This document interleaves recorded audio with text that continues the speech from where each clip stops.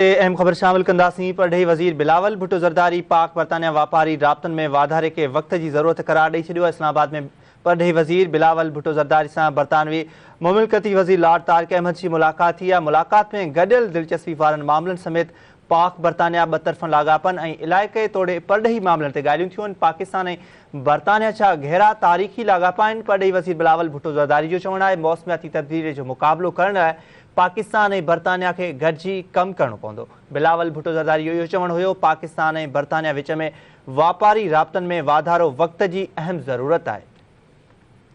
बिल्कुल नाज़रीन, ही अहम ख़बर असां सां शेयर कयो पिया। परडेही वज़ीर बिलावल भुट्टो ज़रदारी पाक बरतानिया वापारी राब्तनि में वाधारे खे वक़्त जी ज़रूरत करार ॾेई छॾियो आहे। इस्लामाबाद में परडेही वज़ीर बिलावल भुट्टो ज़रदारी सां बरतानवी मुमलिकती वज़ीर लॉर्ड तारिक अहमद जी मुलाक़ात थी आहे। मुलाक़ात में गॾियल दिलचस्पी जे मामलनि समेत पाक बरतानिया ॿतरफ़नि लाॻापनि ऐं इलाक़ाई सूरतहाल ते ॻाल्हि ॿोल कई वई आहे।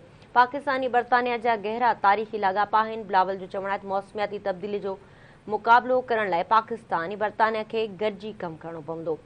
परडेही वज़ीर जो पाकिस्तान ऐं बरतानिया विच में वापारी राब्तनि में वाधारो वक़्त जी अहम ज़रूरत आहे।